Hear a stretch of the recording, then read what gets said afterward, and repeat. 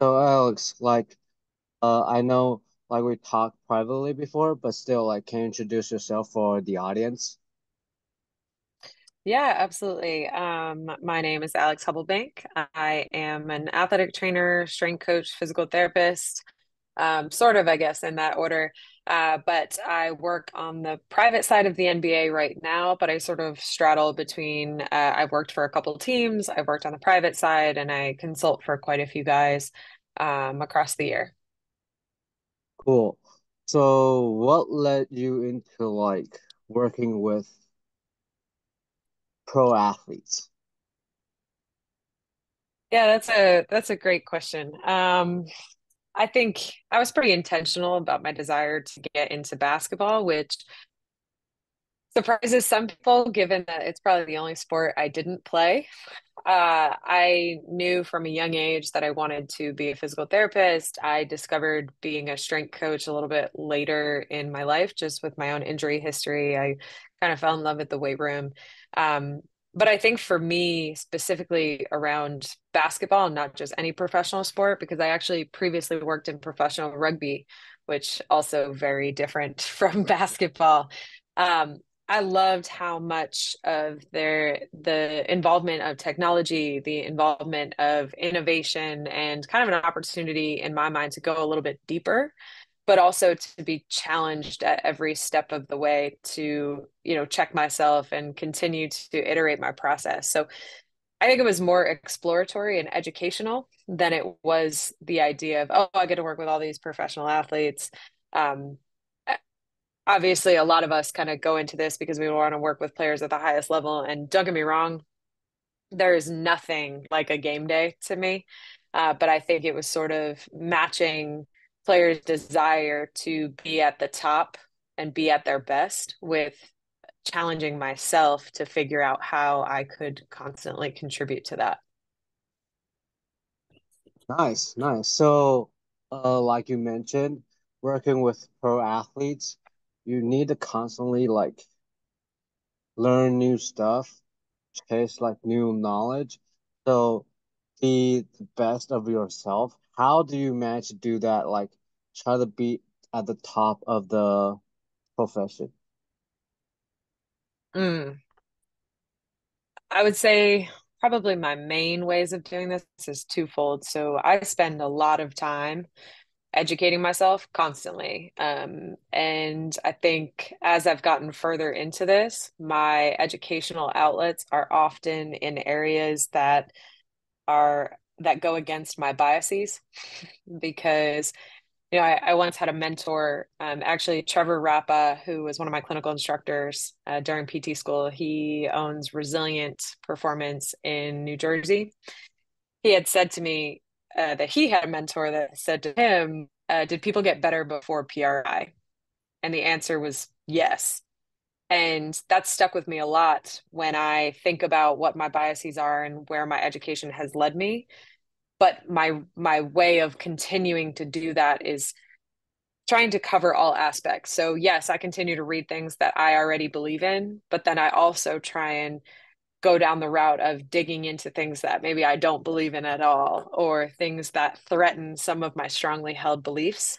Because I think now I'm at a place where I have enough volume of reps and volume of, okay, I feel really strongly about this, that it's a good time for me to start to explore other avenues and open my mind a little bit more because especially in the work that I do, I see it working for a lot of other people with a lot of other um, implementation. So that's one.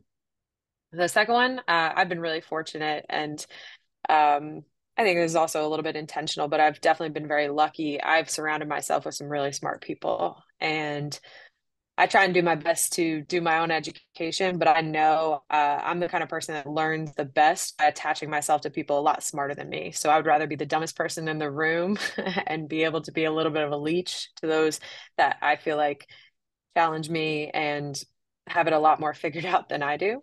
And that's been my way of kind of going through it is bringing cases to other people, asking really specific questions, but surrounding myself with, okay, I know this person's really good at force plates. I know this person's really well versed in tendons. Okay, let me read as much as I can, but then let me bring them some really pointed questions or pointed thoughts and ask them to poke holes in it for me. Nice.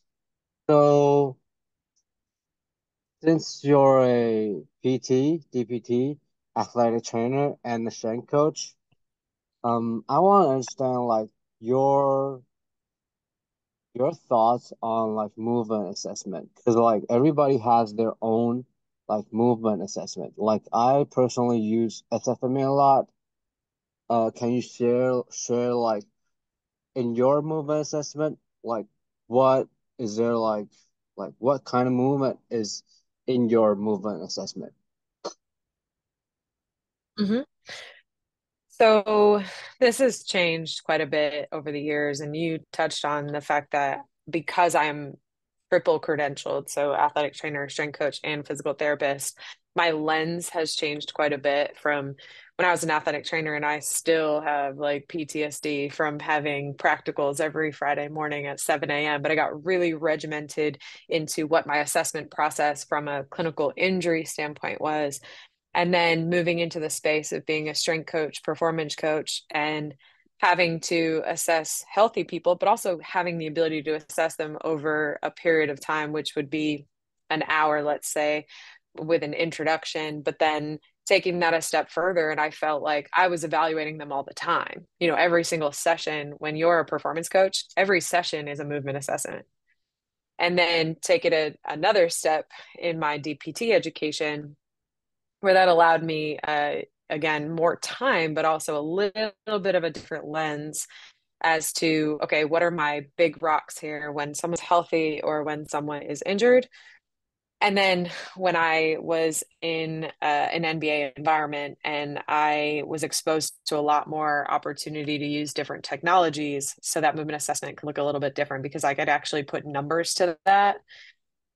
And then now here we are today, where my movement assessment sometimes is being done in a hotel room, and I have 5 minutes, and then I need to create an intervention or select what's the highest value option I have. So, with that really big asterisk, I can kind of give you top to bottom.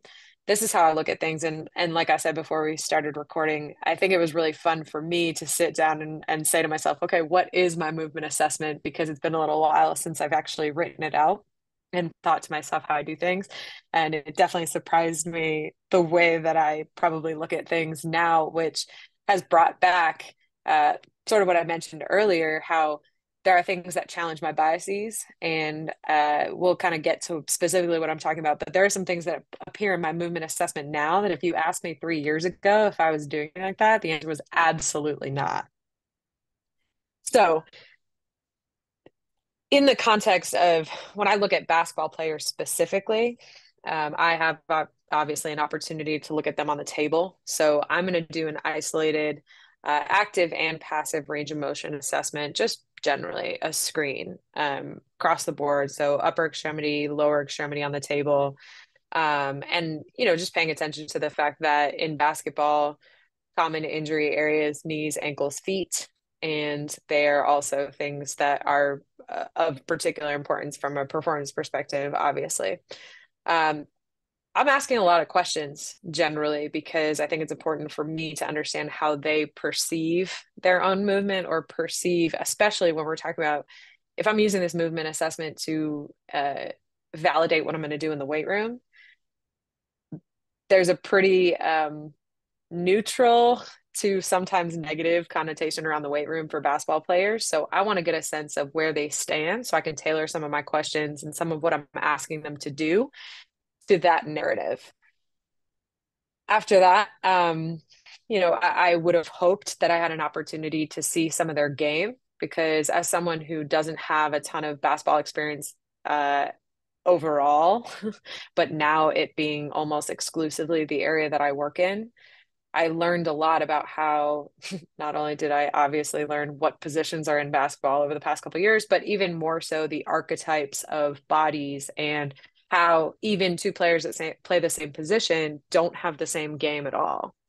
And coming from a sport like rugby, where I can appreciate different bodies playing different positions, and I can obviously look at guys and say, okay, this is a much taller individual. I can probably take a good guess at what position they play. That doesn't mean much in the way of what their game actually looks like. And I think that's a really important component of how I might assess their movement and what things might be really important for me to look at. I'm going to assess, and this is part of my conversation, but I'm looking at their injury history. I want to know how long they've been in the league, if they're an NBA player, and even if they are college, draft, high school, doesn't really matter to me. I want to know how long they've been playing unbroken and what the year looks like for them, because that gives me a really good sense of how long have they been doing the exact same thing.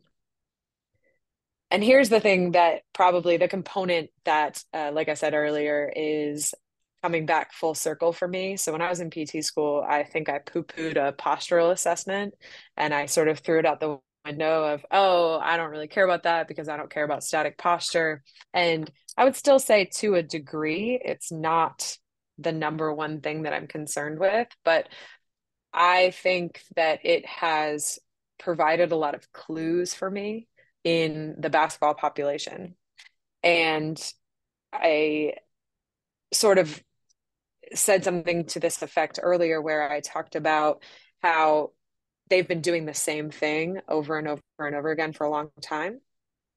So here's where I will have them stand up and I'm going to look at them head to toe. I'm going to look at how they stand. I'm going to look at what's comfortable for them. I'm going to look at their foot posture. I'm going to look at what their hips look like relatively, how they weight shift, where their shoulders sit relative to their head, their comfort level in standing before I even have them move.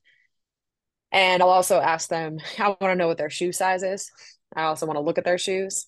And then I am going to ask questions about how frequently they rotate their shoes, how many different pairs they wear, what orthotics they wear, do they train with shoes on? And this is something that prior to working basketball, I was a little bit less concerned about people's feet inherently.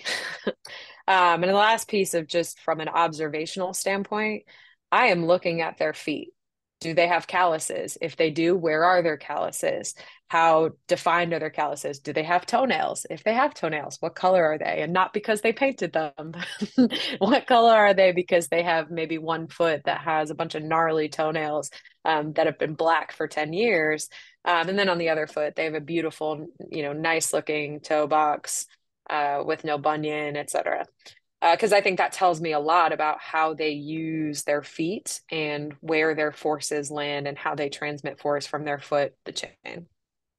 And again, that's something that, especially in my younger years and prior to working basketball, I didn't really pay as much attention to.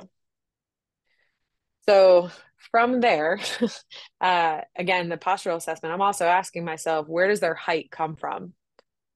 Especially given the fact that in an NBA environment, you're working with equipment that sometimes is custom built to support guys that are 7'2" and 7'4" and taller, all the way down to your smaller guys. But when you are in a hotel room or hotel gym or a weight room that is not necessarily built for basketball players, you have to take into consideration, well, what are their leverages and what equipment can I actually use that's going to be realistic, but also just what are probably the areas that are going to be the link in the chain or the break in the chain for them. So I call these guys, and I'll say this to them, I'll be like, you're a long body. And that to me is suggestive, like they're getting a lot of their height from their torso versus I've seen some guys that get a lot of height from their tibias or from their femurs, but that's going to change how I'm programmed for them and also how I maybe am a little more predictive or responsive to different areas that they might have pre-existing injuries in or need a little bit more. And that goes along with, again, just looking at where they have muscle mass. Are they someone that is, an inverted pyramid? Are they someone that is that does have well-developed legs or not? Are they a potato on toothpicks? Like there's, obviously there's so many bodies, but that matters even more in a basketball environment, both from an injury standpoint, but also a weight room opportunity. And that's before I've even gotten to my actual movement assessment, which is fairly straightforward with regard to what I do, because I think this is, I alluded to it earlier when I started coaching. I learned very quickly that you're constantly iterating what you do. You are not married to maybe any tool, you're married to your principles, but you can change how you achieve an outcome. And uh, I like to see how do guys move and what is their comfort level. And that's where asking those questions about their weight room experience and how they feel about the weight room will drive things like how many reps I ask them to do, or if I put a load in their hands. Because sometimes, especially the guys that haven't spent a ton of time in the weight room, if I ask them to do 10 reps of something, even without a weight, they're like, oh, so I did my lift for the day. So, squat is one. And then I might go heels up squat, an assisted squat, because I'm looking for a couple of different things. I'm looking for what their ability to squat in general, because that's oftentimes a limitation for guys. I'm looking at, does a heels up version change their ability to get to 90 degrees or below? And then is an assisted squat with or without heels up, does that allow them to go effectively ass to grass? So then it helps me tease out, is this a managing gravity problem? Is it a range of motion problem? Is it a comfort problem? Is it a stability problem? And they're going to tell me where they obviously feel certain things or whether they think that that's as far as they can go. And that's going to kind of guide, okay, where do I start from this point? Is it even worth it to use this as a tool? Then I'll go into a split squat. Again, similar idea. I'm looking at, do they have great toe range of motion? Can they get their knee to the floor? Is there an asymmetry from one side to the other? Do they weight shift appropriately? Do they lose heel contact in their front foot? Where is their trunk angle? Do they report pain? And again, in other people, I was probably a little bit less nuanced in this, but I'm capturing so much information just from those two items. And I'm constantly asking myself these questions. Then I'll have them hinge. So I'm typically using something like a wall assisted hinge where they're reaching their hands out in front of them, seeing how they weight shift. And then I may even put a dumbbell or a couple dumbbells or a kettlebell in their hands and see if they can do that with load. A push up or a few push ups, some sort of overhead activity. It could be a yoga push up, it could be a half kneeling press, or really it could be just putting their arms up over their heads because I want to see if there's any asymmetry. But again, if I've watched them on film or if I've watched them shoot at all, I'm probably seeing some of that information as well. A toe touch. I want to see how they achieve a toe touch, very standard procedure. Need a wall, looking at ankle range of motion in a constrained situation. That's a little bit more my PT brain. Uh, I want to see how their feet and how their toes move when they do anything in weight bearing. And this goes back to my assessment of calluses and foot posture and how their feet behave in static standing. I want to see what happens to their feet when they start to move around. And then I think kind of my last couple of things, and this is again just this is kind of the quick and dirty, but like I said, I'm evaluating this all the time. I'm going to look at a lateral squat iso hold, and that can be assisted or with load or foot elevated because I want to see what their ability to get into the frontal plane they have and what do they report and do they have movement competency in any or all of these things with and without load. My ideal would be to do these in both situations just so I can capture, does a load actually make them better or does it not change anything. And then I can kind of go from there, but if I have a chance to do this, I may ask them what their movement flow looks like. Do you have a warm up that you typically do? Do you have a mobility routine? Especially guys at the NBA level or even the G League level, most of them, if not all, have some sort of routine that was given to them sometimes like 10 years ago. And for whatever reason, they do the same thing. Basketball players are creatures of habit. But I like to see how they move through that because that's also giving me a ton of information about what they perceive to be areas of limitation or opportunities for them to work on. So I know that was a mouthful, but like I said, I kind of had fun looking into this and thinking about how I really evaluate some of the guys that I work with because at this point I've kind of worked across the board as far as level of the player. And I think it's changed quite a bit for me to be able to zero in on can I capture a lot of information with one thing if I only get to do this one thing. Nice, nice. I enjoyed that. I take a lot of notes here.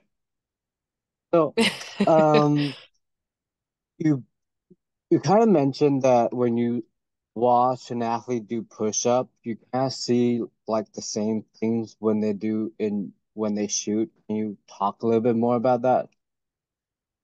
Yeah, so it wasn't necessarily from a push-up, but it was suggestive of when I'm evaluating what's going on with their upper body. So let's say they're static standing and they just put their arms up over their head. As I would evaluate in any person, not just a basketball player, I'm looking for are they getting true shoulder range of motion in flexion or abduction, or is that coming from their lumbar spine, their thoracic spine? Are they utilizing their pelvis to create shoulder motion? Is their neck behaving like a shoulder? And so I'm looking at, okay, when they do it like that, where is that coming from? And if I go watch film of them, do they have some of that same movement pattern? Again, we can go back to when I see guys that are long bodies, meaning they get a lot of their height from their torso. Does that also mean that a lot of their movement overhead is coming from what's going on below the shoulder and above the hip? Or is it true overhead movement? And sometimes the answer is yes, and sometimes the answer is no. But I'm basically matching what do I see from a movement standpoint to what do I see in their game. And then I am sitting and kind of asking myself, okay, is there any injury history between below the shoulder and above the hip? And if the answer is yes, well, then maybe that is an area of opportunity to intervene on because that's a repetitive movement for them that is something that either was a cause of an injury or may be a byproduct or manifestation of an injury. So is that something worth intervening on and or changing in the weight room by changing their shoulder range of motion, honing in on the quote unquote core stability exercises or managing what goes on between their upper extremity, their lower extremity, and in between? Or is that an affordance for them that their ability to utilize that as a special skill that I should not touch?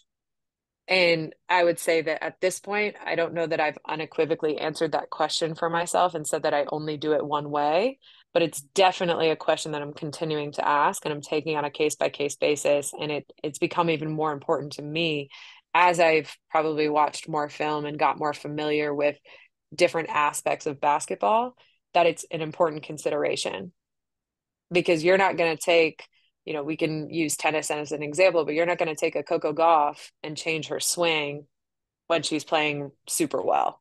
That's a massive undertaking.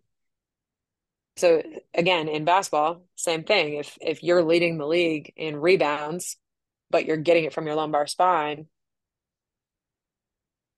and you have no injury history and it's not something that's keeping you off the court and that's how you make your money, I gotta be really sure that it's worth it. Now, does that mean I'm not doing any training that might change that? No, but it just means I'm not spending all of my time thinking about how do I influence this? Oh, that movement looks so bad. Well, maybe, but why does that movement look bad to us? Where did I get that from? So, Cool, does that cool. answer your question? Yeah, of course, of course. And like, so that lead me to another question, like, how often or like how much time you spend on watching the athlete's game or watching the athlete move on the court? And does like the static movement assessment, like, is it hard to match with what they do on the court? Mm. Does what I'm saying So, make sense? yeah, absolutely. I understand, I think. So when I was working in rugby, Rugby is a sport that I played. So when I had conversations with players about things that I saw on the pitch, that was appropriate because it was within my lane. I do my best in basketball to stay in my lane. I am 5'5", been this all my life. I was the tallest kid in fourth grade, and then I never grew again. Um, but like I said, I didn't play it. So as much as I'm committing to learning more aspects of the game and watching more film and paying attention to what may or may not be perceived typing that I can see in the weight room, unless it's something gross, like sort of the example we talked about, or some other examples like ankle range of motion or returning from an injury. I try not to touch that directly. What I will often do is, again, I think I told you this earlier, I try and put myself around people that are a lot smarter than me. So I will, if I have an opportunity, I will talk to their player development coaches or I will talk to basketball coaches and I will ask them questions around what is the limitation in this person's game or what areas are you working on with this person or is that a good position? So, I'll shout out Lee Taft real quick. He's been pretty influential for me, both indirectly, again, just by the content that he's put out, but more directly, I've asked him some questions. I've clipped some things from players that I've worked with and sent them to him and asked him his assessment of the situation. And that's an invaluable learning opportunity for me because then it either validates that I can continue to go down that road and that is maybe an appropriate assessment, or let it go and just maybe pay attention in the back burner, but know that it's something that could be important in the future. Nice, nice. So, um, I want to change the topic to like, uh, since there's like more and more technology, um, if let's do like GPS data. Like, if I want to return to play an athlete from a knee injury, how would you do that with a GPS data and without a GPS data? Yeah. So, as I had mentioned, working in basketball, one of my interests had a lot to do with the integration of technology. And this is something that was, well, I say it was always interesting to me, but maybe I don't know, maybe I evolved. I was tech illiterate when I was in college, and I constantly had issues with my technology, and I just felt like I didn't understand how to use it. And I ended up working for Apple for 4 years in business development, but I was heavily involved in tech and then worked at a healthcare tech startup after that.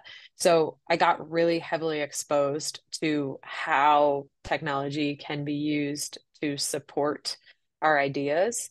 And I think I hung on to that for a long time. And when I've worked inside of the NBA space, obviously on some level, your resources are fairly unlimited in that you have access to most types of this kind of data. So from that standpoint, GPS and some of the available information that you can use to make some of your decisions can be very much like a plug and play because you will also have things like historical data and some of the stuff that when you work in any other environment you dream of having. And even on the rugby side of things, we were using GPS data, and that's how I was able to return some guys to play afterwards because I would look at um, there's a ton of research in rugby for different positions and their average normative averages for positions and GPS data associated with that. So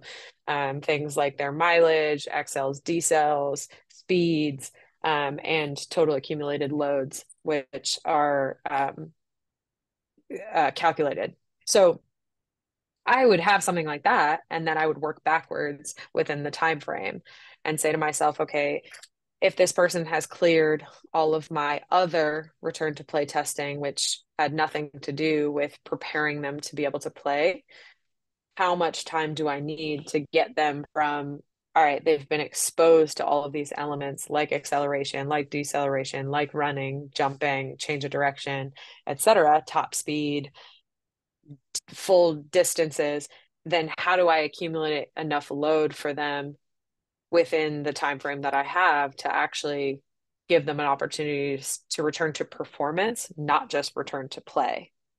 So at times when I've had GPS, it has been invaluable for me because you can very much use the data, work backwards, and then say, okay, is this enough time and at what cadence with opportunities in between for both recovery and reevaluation to say, okay, is this person tolerating this 10% increase that I let them accumulate over this one session, two sessions, etc. And then you can kind of go from there. And it's relatively straightforward that way. Now, obviously, with the density of schedule and the frequency of games and many external factors that come with professional sport, it's not always as straightforward as you want it to be. But the availability of the data, and especially when you can look at someone's natural historical data. So, what they specifically did prior to their injury, it gives you an opportunity to type match. Okay, can we hit this or can we supersede this? And you can look at, okay, what is the gap between normative data for that position and where they are, which is obviously a little more variable in something like basketball, maybe than rugby, where Cool, the positional demands and the time frames are a little more similar.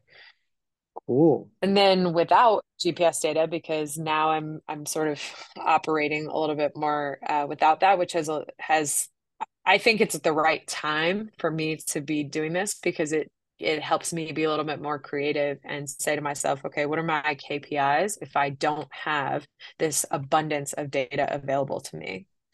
And I think outside in the regular world, most people do not have really nice, expensive GS units. So I've had to get a little bit more creative, and there's probably about three ways that I've done this in the past. I'm still, it's variable per person, and obviously there's individual GPS units that you could use. But the three things that I've used are an Apple Watch, if it's appropriate for them to wear one, because then you can capture at least some data that is arguably relatively reliable enough in that it is consistent but not accurate, but it is consistently inaccurate, if that makes sense. So from a distance standpoint, I can still capture that. From a calories burned, again, not necessarily reliable from the actual calories burned, but relatively consistent around, okay, this is the amount that someone accumulated and time and steps across a period of time. I've used time duration of session matched with RPE as a calculation for the intensity of the session and overall load. Again, that's a little bit more subjective, but helpful in trying to make more calculated decisions in a return to play and performance situation. And obviously, I'll try and use modalities that have more objective information, like a bike, like a rower, like a ski erg, like a treadmill, if I can, and even just a stopwatch, because that can also give me a little bit more objective information around the amount that someone's performing. And then the one that I've most recently been using quite a bit more is a heart rate monitor. Um, because even if I have better evaluations at different time points, something like a Moxie assessment or a VO2 assessment or things that are using heavier technology, then I can operate within that or use that heart rate data to also match to, okay, does your heart rate and the period of time you spent in each zone correspond to the RPE you gave me? Because if you spent 30 minutes in zone three or zone four and it was a 50-minute session and you told me that it was an RPE three, I know that your assessment of your RPE is probably maybe a little bit off. The one that I use is a Morpheus, so it's Joel Jamieson's heart rate monitor, but I use that pretty regularly to make some decisions about how we oscillate intensities, even in a healthy population, but also would probably round that out for a return to play as well. Nice, nice. So, since we brought up like knee injury, kind of want to talk about like the tissue healing timeline or tissue recovery timeline for like muscle, tendon, bones. So let's say if I got a muscle tear, like how long did it need to like recovery? And same as like tendon and bone.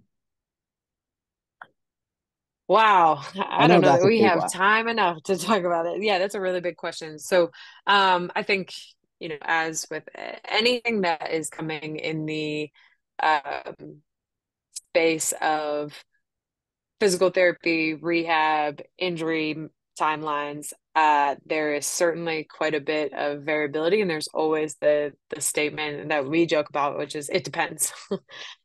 So as far as something like a muscle injury, it's really dependent on the grade, and there is so much more to that because uh, the kind of the important things to consider are what is the physiological healing time, which are those things can be fairly available on the internet. Where does the injury fall within the muscle itself? So is it part of the musculotendinous unit? Is it mid belly? How extensive is the tear? What was the mechanism? What are some of the inflammatory markers that are present after the injury? What is the injury history? Was there a previous return to play? Was there a previous injury? Was there an image available? And those things can kind of dictate some of the prognostic information that will help determine what the timeline is. Because there's also an element too of individuals might have different healing timelines. We can make predictions. So I think if you go on the internet, a grade one, you might see a very wide variety of something like 4 days to 14 days. And then you look at a grade two, and there's a little bit of a Venn diagram around, oh, okay, it's maybe 7 to 28 days. And then you look at a grade three, and that timeline is almost open ended on the other side. So it would be really hard for me to answer that question with sort of an unequivocal answer. I will say that, you know, there is there's definitely a lot of consideration, and I would be hard pressed to put timelines on some of that stuff without consideration for the individual. Cool. Cool. So, um, I'm glad that you brought up like you work at Apple before. Because when I like do research on you, I popped up and I was like, this is interesting. Because I'm always interested in like people coming from different background and like work at sport right now. So how did it like or like how did it start when you work at Apple and why transition to sport? And did like your experience at Apple help you right now or like it's a different life? Well, Eric, we can all go home because the answer is yes. My experience at Apple absolutely is the reason why you and I are sitting on this call right now. And I attribute a lot of my success within the field to that experience. Um, but I definitely have a little bit of a unique background. That experience alone probably makes it fairly unique, but even more so for me, I went to school for athletic training first. Then I found myself working at Apple for 4 years. I tried to leave so many times, and they kept giving me reasons to stay, which for me was obviously a sign of a good company that valued my presence. And uh, I think some of my career goals are around learning. A lot of my career goals are around learning, and that was a learning experience for me that every single day that I was there, and not a day less or a day more, I felt like what I was learning would directly contribute to how I would be as a practitioner, and especially how I'd be as a practitioner within the NBA space. So I worked at Apple by accident. I was a frequent customer, as I had said earlier, because I was tech illiterate, and I would freak out because my computer wasn't behaving the way that it should. And I would take it to the Genius Bar. And every time I brought it there, they would say, Alex, have you tried turning it off and turning it back on? And obviously I had not. So they would turn it off and turn it back on. And 8 out of 10 times that I brought it there, that was probably the answer. Or I had been ignoring a message to update software because it was in my way. And anyway, so my parents had both been accountants growing up. So they always were a little confused why I was interested in going into the medical field without maybe wanting to become a doctor, just from a financial standpoint. So when I had an opportunity to actually work at Apple, I said, you know what? PT school will always be there. Athletic training will always be there. Let me just try this. I don't want to move home with my parents at 23. I really like living in Boston. So I took the job, and it totally changed my mindset around experiences and how they can contribute to what you want. In my interview to work at Apple, they asked me what my plans were, what my 5-year plans, my career goals, and I said, be a physical therapist in the NBA. And they looked at me and they looked at each other and they said, are you aware that you're interviewing to work at a tech company? I said, yes, sir. And they said, okay, how do you feel about Tim Cook? And I was like, I'm sorry, I don't really know who that is. That was the CEO of Apple. And they asked me, okay, great. How do you feel about iOS 8? I said, oh, I don't like it. Like, why in the world do you want to work here?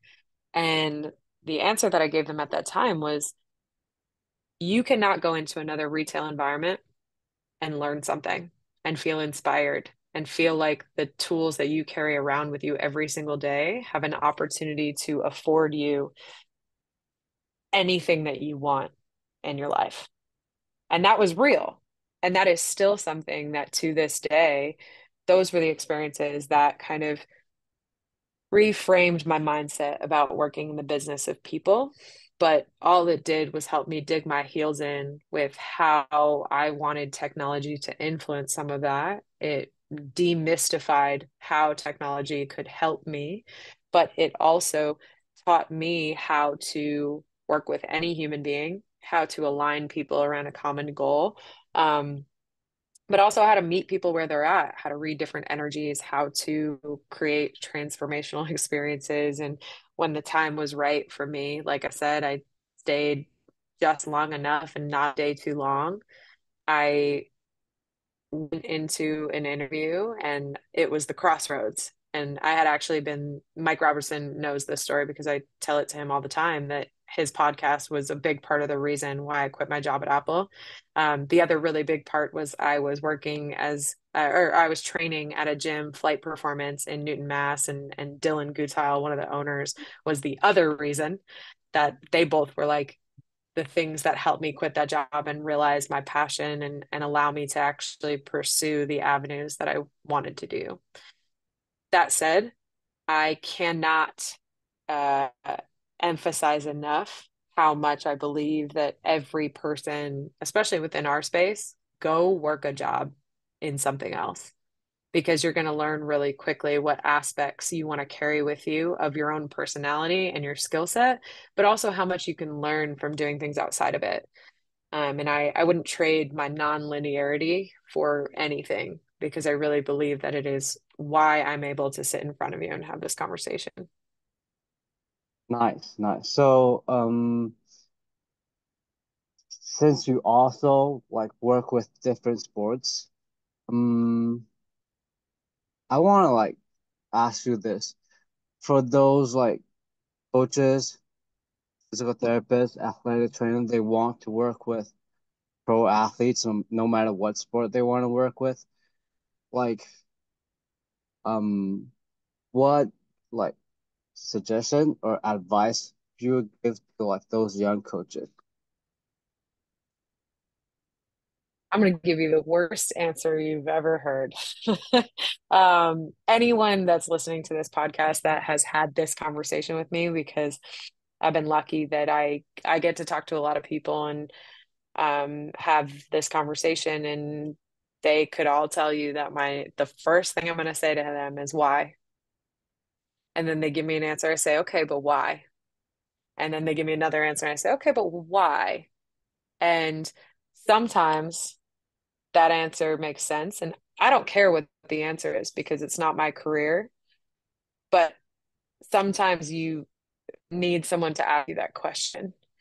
And full transparency, this lifestyle is more than just a job that you show up to. And like I said, I love what I do and I wouldn't trade it, but it absolutely is a lifestyle. And it changes a lot of the separation between your life and your work. And that's okay. It's something that I've signed up for, but it's also something that I want to make sure that anyone else that's interested in going into it, that they're going into it for the right reasons. And I don't necessarily know what the right reasons are, but I know that it's important to continue to ask those questions and to get deeper into not just the first why, not even the second why. I want 3 to 5 whys. And if you stop losing answers before that, maybe you still do want to work in it, but at least it makes you think. And if I've given someone an opportunity to do that and I've helped them write out or think out what their actual reasons are, maybe I've helped them change their mind, or I've helped them dig their heels in the same way that I dug mine in around, no, this is really what I want to do. Nice, nice. I love it. I love it. So that's basically all I have for you today. For those who are interested in what we're talking about today, where can they reach out to you? Yeah, so probably the easiest place to find me is Instagram. My handle is AF Hoogs, Hoogz. So it's AFHoogz. I typically respond. Sometimes my content is me training in a bunch of different gyms. Sometimes my content is coffee. More recently, it's matcha, but that's a different conversation. But yeah, happy to respond, talk to anyone. And yeah, thanks for having me.